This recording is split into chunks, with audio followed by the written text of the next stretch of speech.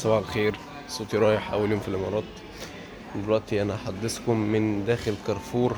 آم، دلوقتي دخلت كده مول اسمه الغرير. هو في كارفور جوه، هبوريكم الأسعار يعني. مع الدغري انت لو جيت حسبتها مصري اقسم بالله ما هتاكل. بس يعني هي الأسعار يعني غالية ومش غالية أوي.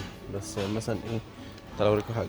يعني مثلا الأندومي دي 10 قطع ب16، يعني حوالي 17 درهم. علبة النسكافيه دي ب35 درهم. شوكولاتة الكندر اللي هي دي كلها العلبة دي ب7.5 درهم. الشيبسي ده ب10 درهم. 3 كيلو برتقان ب10 درهم.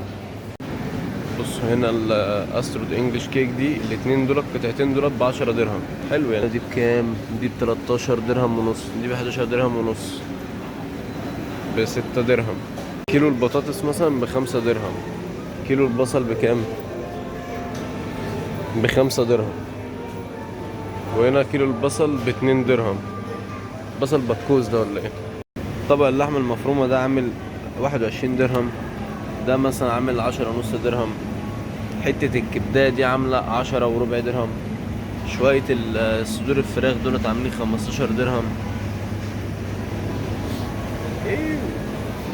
بصوا انا من ساعة ما نزلت من امبارح عمال اشوف حاجات جامدة مولة.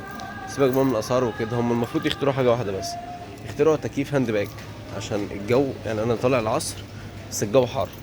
يعني مش عارف الصبح هتبقى الجو عامل ازاي الظهرية مثلا. بس ما اعتقدش اللي هو هيستحملوا بشر يعني، عشان كده هم بيتحركوا اصلا في العربيات. المولات كلها مكيفة، عربيات مكيفة، ما بيقدروش يمشوا كده في الشمس. بص انا عيني احمرت اصلا ومناخيري احمرت من شوية ماشية في الشمس. انا فرفور فرفور.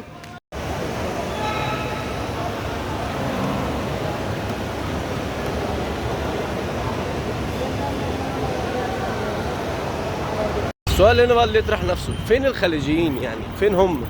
انا يعني انا حاسس ان انا نزلت في الهند او الفلبين. اقسم بالله زي ما بقول لكم كده، انا مش لاقي واحد اماراتي يعني. يا جدعان انا في الامارات ولا في الهند ولا في الفلبين ولا ايه؟